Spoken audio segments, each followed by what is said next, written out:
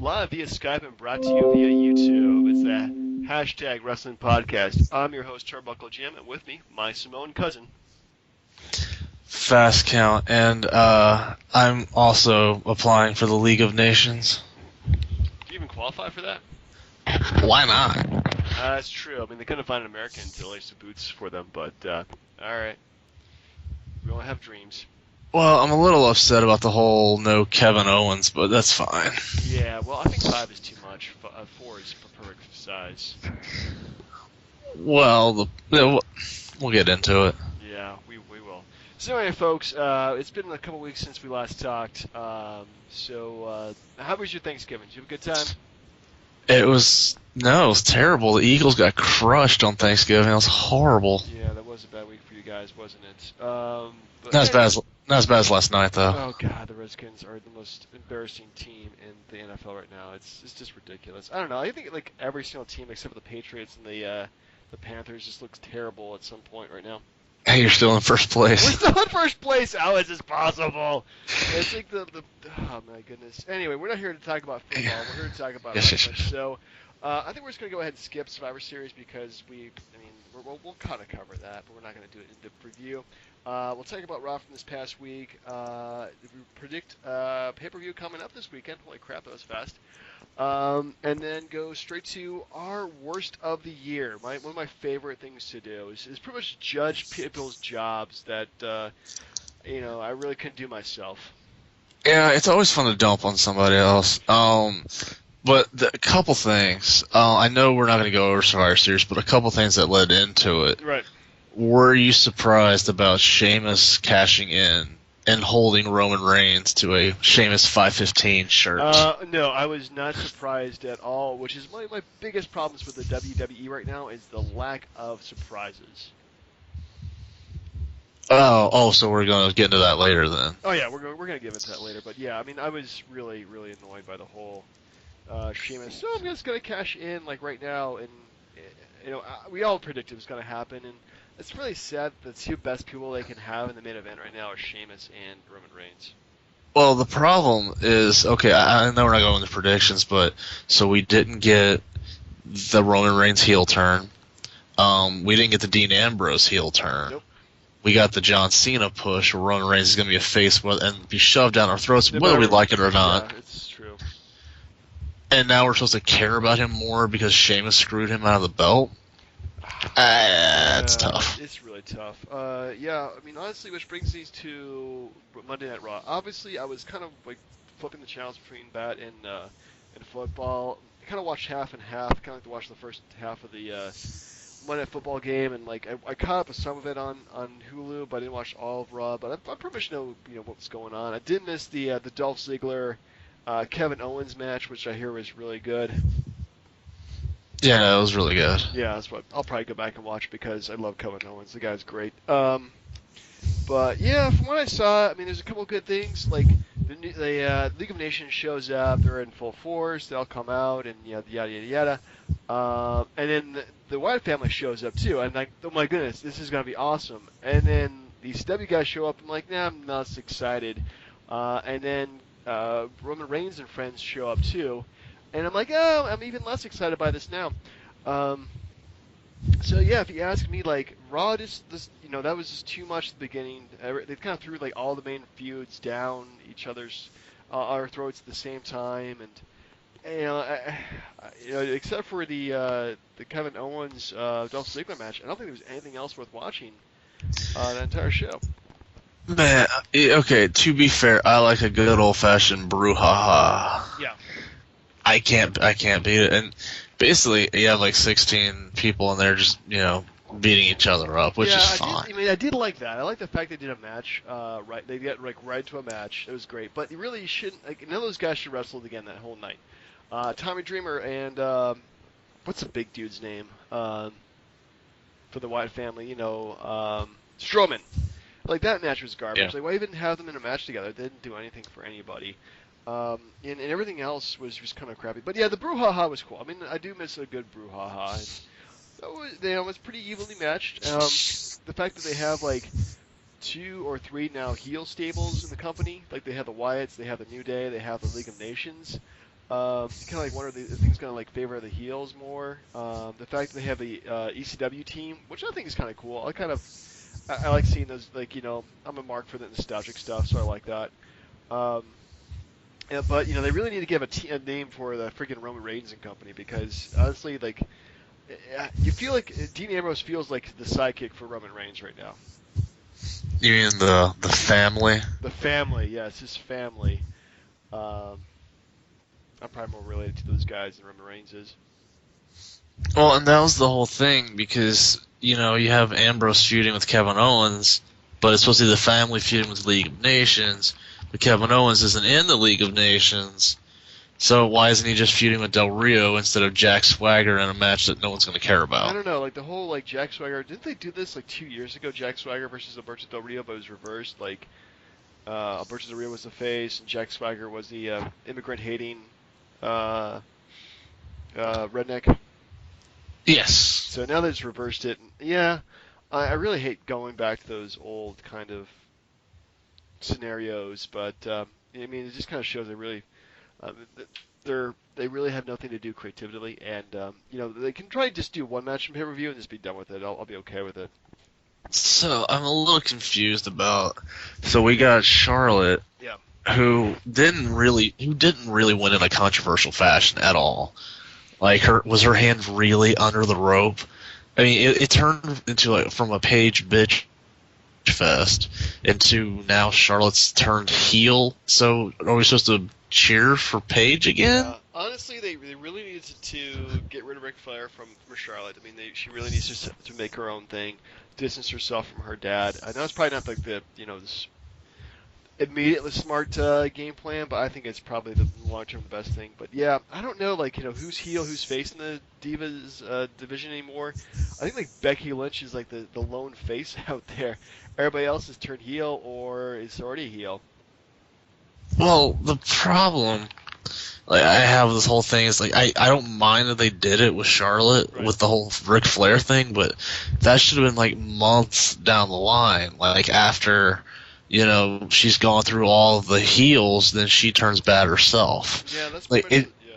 It just feels like they just like literally. It's been like within 2 weeks. They're like, oh, is she the dirtiest player in the game? Like I don't know. It's too soon for that. Yeah. Which is the biggest problem too with the WWE writing is that they are too quick to make changes like that, and people get confused. Like one good thing about NXT is it takes its sweet ass time with character development, with feuds, with storylines. We're only seeing like a little bit each week. It's only an hour long, and the pay-per-view, their specials or pay-per-views are only 2 hours long, and they're only like every like 3 or 4 months if we're lucky. But they do like so much better job of taking a slow burn and building towards something as opposed to just changing things up every single week. Well, they are afforded that opportunity because of the main roster. True. It's not like there's no way Vince would be like, you know what? Let's scale back our pay-per-views and let's scale back from 3 to 2 hours and let's lose all the money we're getting from the ad revenues. Which they don't have to do. I mean, they used to do like monthly pay-per-views back in the Attitude Era, and they were not wasted. I mean, granted, there were some really insane heel turns and face turns, but there was also slow builds for things too, and they could do things multiple times. And you don't have to change characters up like every 2 weeks just to make things interesting. This is true, but I've been watching a lot of the Attitude Era stuff lately, and it's like the tag team titles change hands every week. Yeah, that was one thing I really hated about it. The undercard titles and the tag team titles like always changed hands like constantly. And even the main belts too, like those things were changing like hot potatoes. I mean, look at that. Well, I mean, one thing about WCW that was just terrible was how many world champions do they have in 2000? What, WCW? Yeah.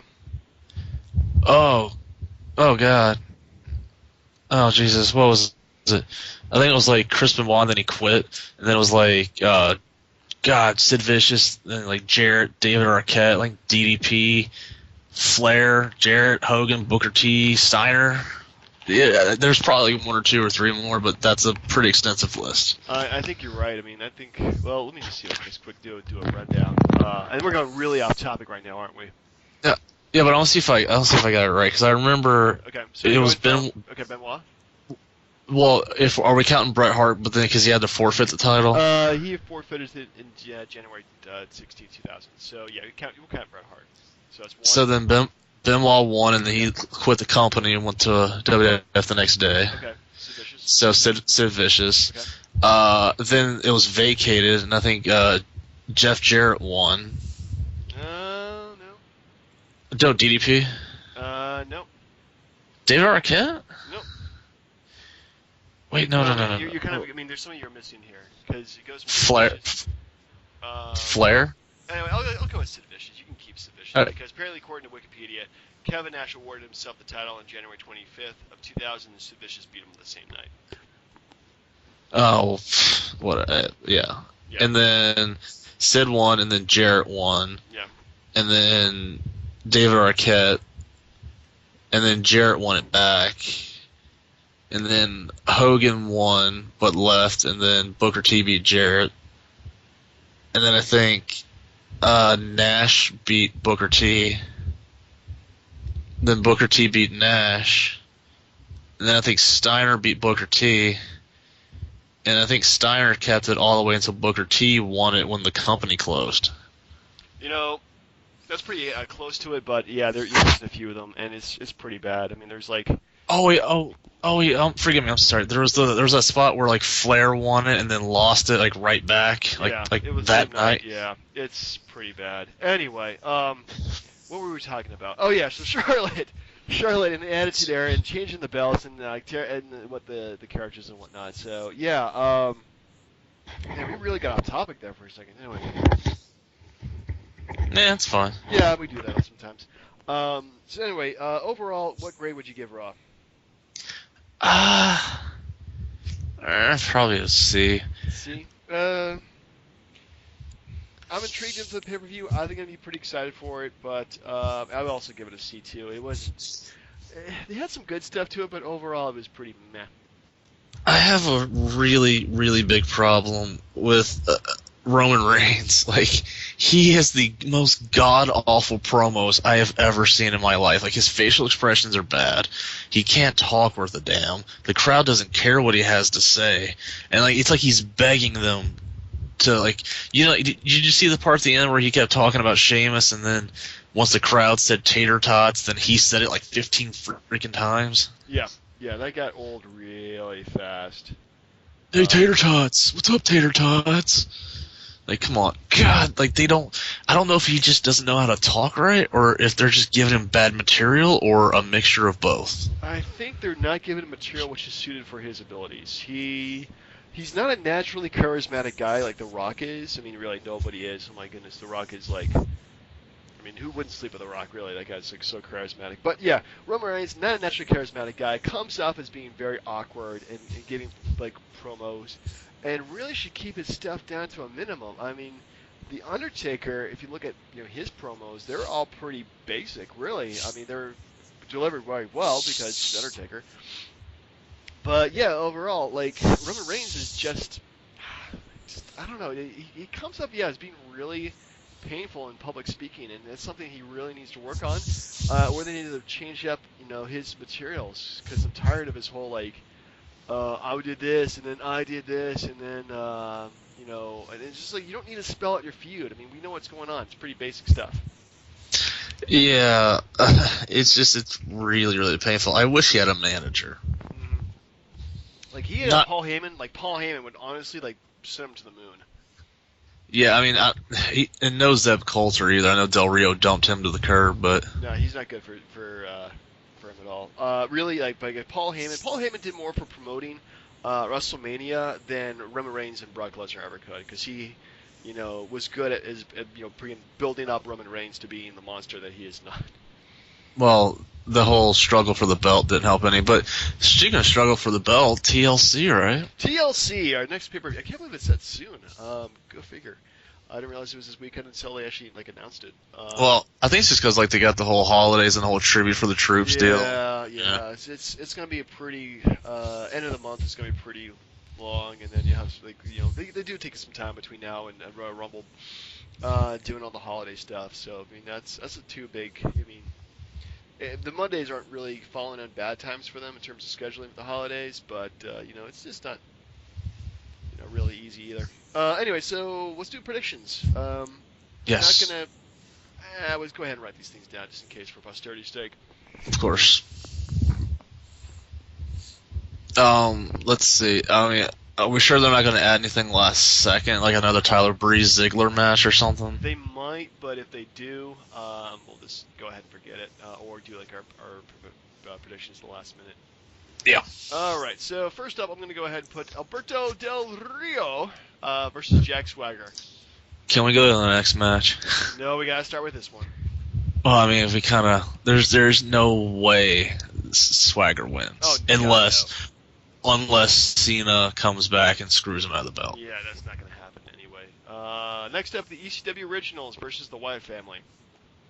Can we go to the next match? No, it's a table. There's no way, match, dude. So I'm excited about that part. There's no way. Like, it might take all four of them to put Strowman through a table, but they're not beating the whole Wyatt family. It's not happening. No way. So we might be completely tried in this whole pay-per-view thing. Is it that predictable? I mean, even if we get one wrong, it's not like we were, oh my god, I can't believe it. You know. All right, Charlotte versus Paige. See, this is the sticky one here. Yeah. But, you know what? Just keep it with Charlotte. All right, you can keep it Charlotte. I'm going to go with Paige. I think she's going to win that for the third title. Third title for the third time. Oh, my goodness. See, hard. There's two scenarios I see here, and let me know if I'm wrong. I feel like one of them is like she's gonna win, and then she'll feud with Becky Lynch. Actually, no, it's just one part because it leads into the other. And Becky Lynch obviously doesn't win, but guess who comes back to feud with Charlotte at WrestleMania? Sasha Banks. Nikki Bella. And you can't, but you can't tell me that you couldn't see that happening. I could, but they really need to put Sasha in the mix as soon as possible. I agree, but I feel like they're going to have a returning face Bella go down and beat Charlotte at Mania. Get her Cena win back. Bold predictions. Bold predictions. I doubt that. I don't think she's going back anytime soon. Hopefully not. Anyway, where was I? So I'm going to go with Paige. You're going to go with Charlotte? Yes. So we're actually different. All right, so next up, the New Day. Versus the Usos versus the Lucha Dragons. New Day. I'm actually gonna go with Lucha Dragons. And you're thinking like, what? The only way that would happen is just some little surprise roll-up pin kind of deal. Yeah. Well, I think it's a table. It's a ladders match for it though. Oh well, then never mind. But still, it's. I just don't see it like. Yeah, I mean the New Day. Okay, number one, New Day is very dominant. I mean, honestly, they're like one of the best things happening in Raw, and I think they know it too.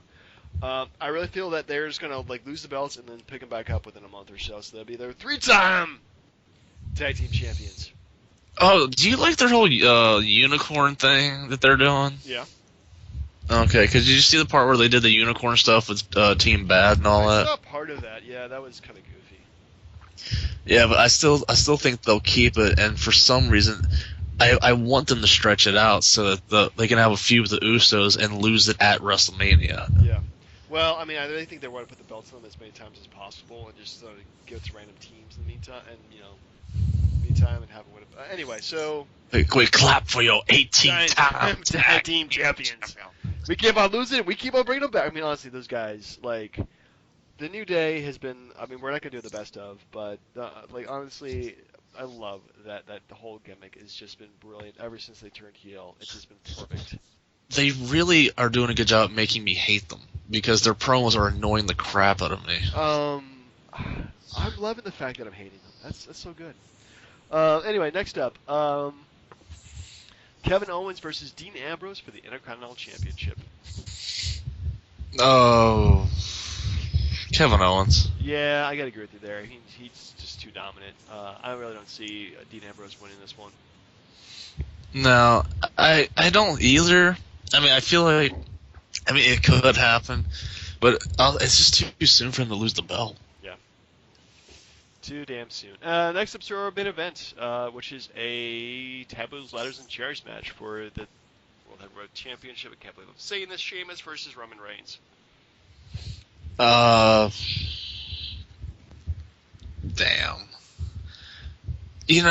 Sheamus.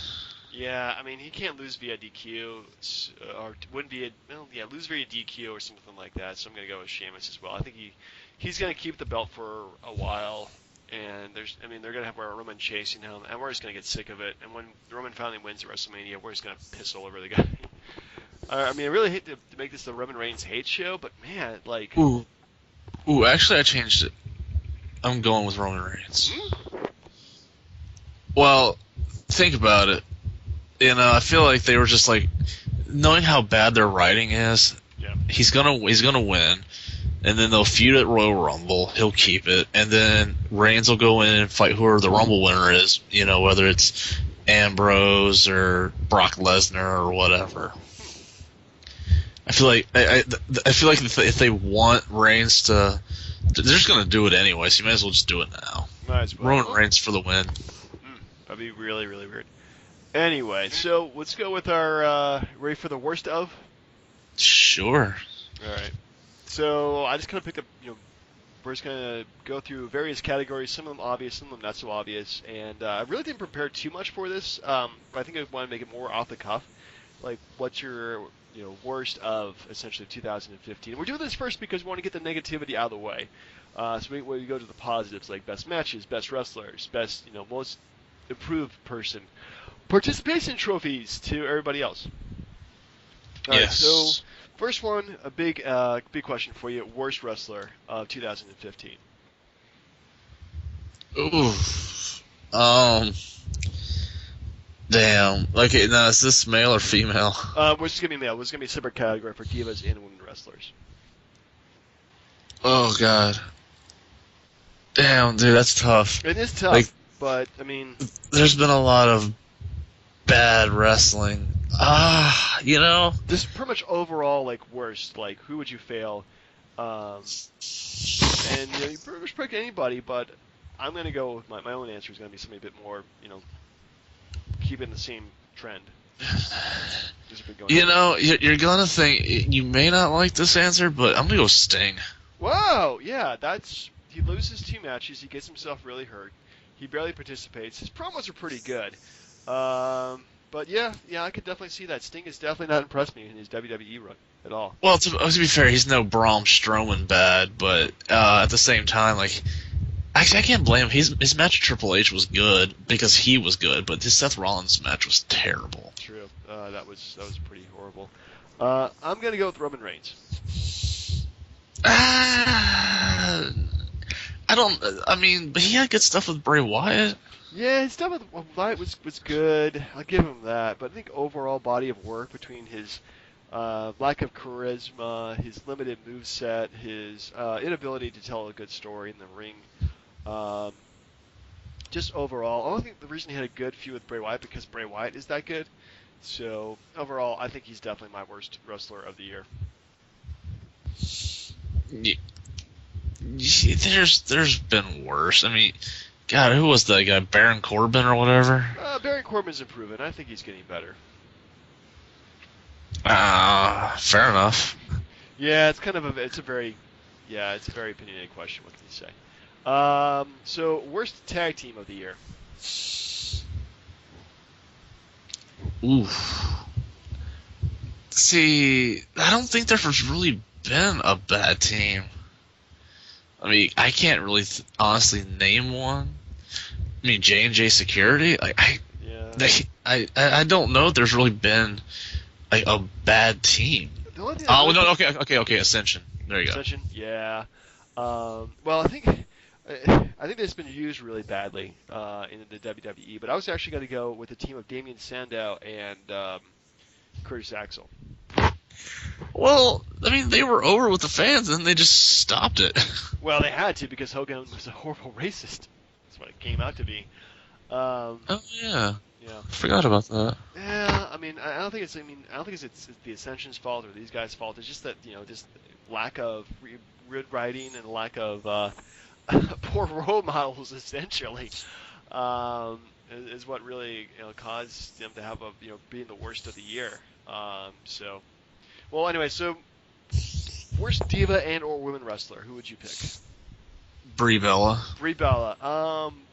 I was almost gonna pick her too, but I think I'm gonna go with Eva Marie from NXT. But she hasn't even wrestled. All she did was hurt a person in NXT and had like a boob explosion because she had a bad boob job. Like honestly, there's nothing worse than a chick yelling Brie mode and not wrestling and looking like an anorexic version of her twin sister. And I'm pretty sure that all the sex she's giving Daniel Bryan too is preventing him from showing up. Well, there's that, but I mean, she's like stealing his yes chance, and she's not. And she's flat out is a horrible wrestler. Yeah, she really does belong. Yeah, both those both those Bellas at this point really just kind of done with both of them. Well, I mean, okay, I don't like Nikki, but she's like a miles ahead of Brie in talent. And everything else, but just in talent too. Yeah, I'll give you that. Mickey is better. Definitely not. Yeah, I mean, again, it's like going from being 1 foot tall to 2 feet tall. It's like twice the size, but still pretty short. Indeed. Yeah. Anyway, so let's go with worst match of the year. Anything come to your mind? Oh, okay. There's a couple actually. I wanted to say, I think Seth Rollins and Brock Lesnar at Battleground. Yeah, that was really just a beatdown. That was quite sad, if you ask me. I thought it was a bad way to I mean, granted, Brock Lesnar's probably got the most favorable booking of anybody in the history of anything. But yeah, that was really a letdown, I thought. And then what about Seth Rollins and Kane? Yeah, that overall story line I thought was pretty crappy. Or, I'll give you another one. I think it was Extreme Rules. I think it was Roman Reigns and Big Show. See, that's so bad I didn't even remember that. I'm pretty sure that might wrestled. Actually, I was going to go with the Royal Rumble match. Oh, god damn it. I'm sorry. Sorry, swearing. My bad. But, shut your fucking mouth. Yeah, but no, dude. That there you go. That's a good call. Oh, my goodness. Yeah, I mean, honestly, from top to bottom, it was so badly done. I mean, they had a couple cool moments, like Wyatt dominated at the beginning, and then he was eliminated. Daniel Bryan came out, and he was eliminated like halfway through. Roman Reigns showed up, and everybody just took a big old dump on him, which is bad because the Royal Rumble from 2014 was also really bad too, with Batista winning, and everybody took a big old dump on him too. The one before that was bad. I didn't see the one before that, so it's the one that John Cena won, but you knew he was gonna win. Like the second the Rock beat CM Punk for the title, like it was, you already knew. It was that bad, huh? Anyway, let's go with the worst, I should say. Worst storyline of the year. Which was your least favorite storyline of 2015? Oh, Jesus. There's so many to pick from. No, there really is. Let's see. Ryback, Miz, and Big Show. Yeah, I forgot about that. That was really awkward. Runner-up, Sheamus and Randy Orton. I was actually going to go with anything involving Lana and Rusev this year. I mean, well, okay, up to WrestleMania is fine. Up to WrestleMania, they're perfectly fine.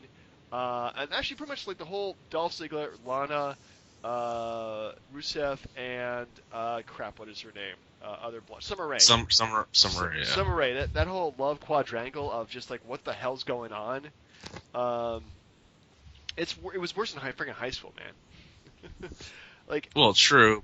They bailed themselves out by announcing an engagement. Well, I think the engagement was unintended, and announcing it, which is another fault of social media, leave your gimmick guys or don't live it at all, was just really, really. I mean, the whole thing was just really awkward, and they couldn't have kept it off Twitter until the feud was over. I know, it's like you couldn't do that. So, most disappointing wrestler of the year. Who would you disappointed in? Dolph Ziggler? Yeah. He had some good matches, but yeah, he was always he never Well, really. okay, that was through no fault of his own, though. Yeah, that's true.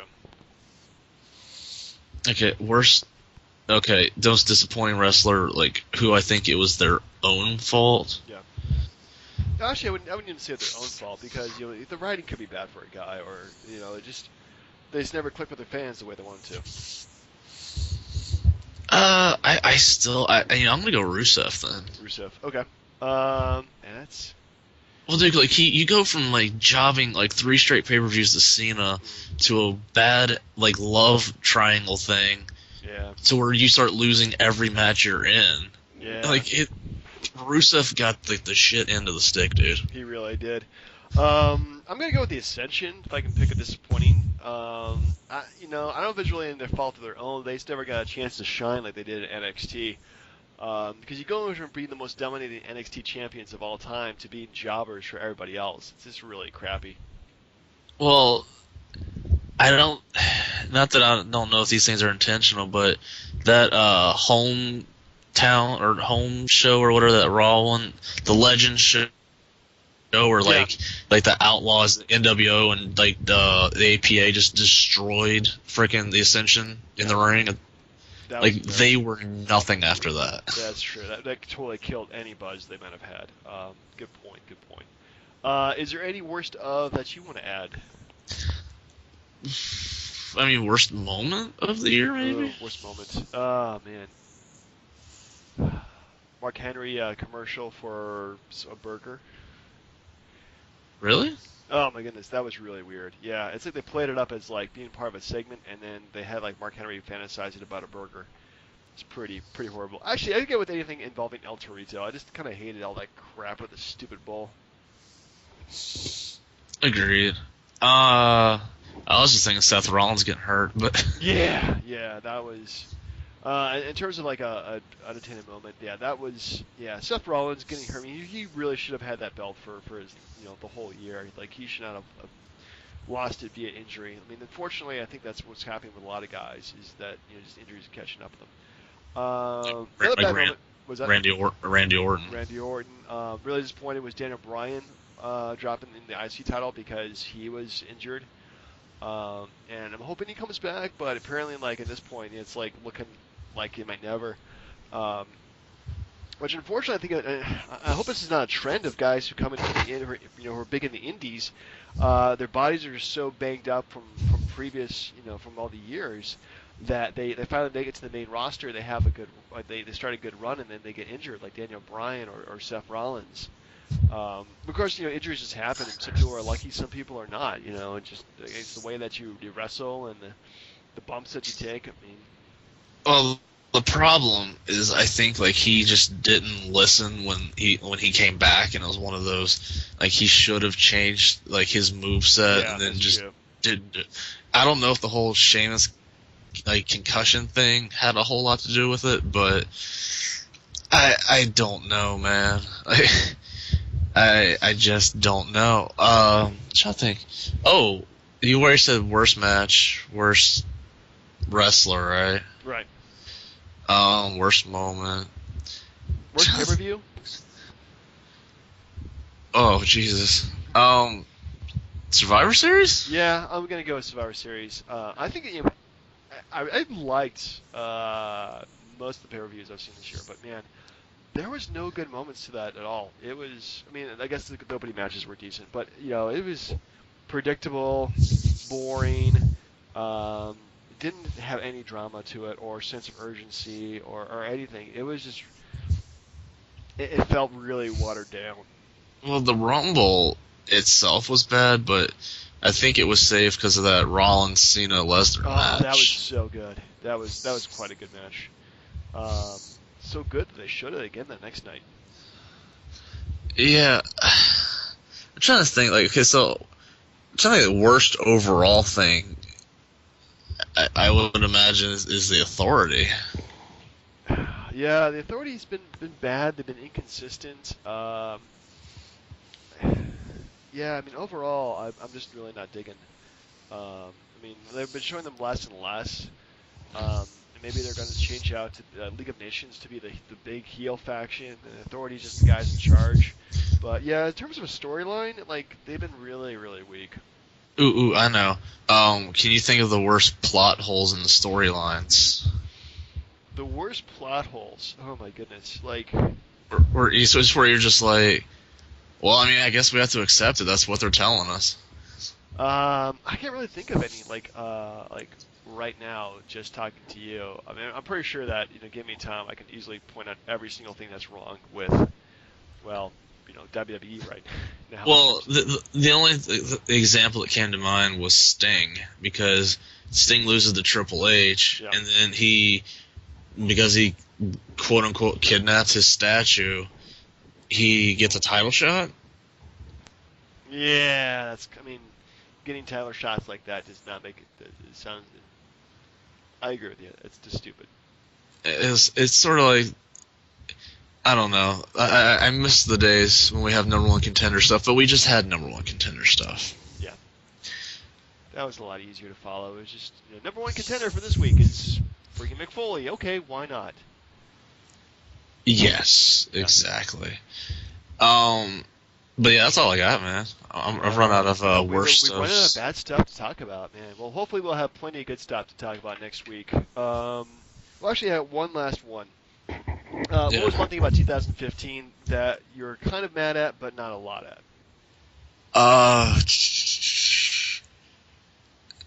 Damn. I would say Kevin Owens' push. Because I kind of felt like he should have beat Cena in that tiebreaker instead of tapping out to his own move, or not tapping out, but tapping out to the STF or whatever. Yeah, I agree with you there. That's pretty bad. I've been kind of mad actually at another injury. Sami Zayn being injured for most of the year. Well, he got injured in the Cena match, didn't he? No, he was injured before the Cena match. He just came back and. Well, I mean, he shouldn't have been wrestling during the Cena match, but he was pretty much wrestling with an injury for like 3 or 4 months there. Okay. I take it back when I said the one I just said about Kevin Owens. It should be the Bray Wyatt push. Bray Wyatt push. Yeah, Bray Wyatt. Honestly, like he hasn't had any like big wins. Well, like they build him up to lose a Taker at Mania. Yeah. And then they build him up to lose a Roman Reigns. Yeah. And then they build him up to lose the Undertaker again. So it's like, really, I don't take him seriously. Yeah, that's a good question, a good point, because yeah, he's not done well these past year and a half or so. Indeed. Yeah. Anyway, so hopefully we'll have better stuff to talk about next week as we review the pay-per-view and start our best of next week. Sure. All right. Well, then for the Hashtag Wrestling Podcast, I'm your host, Turnbuckle Jim. Fast Count Brian. All right.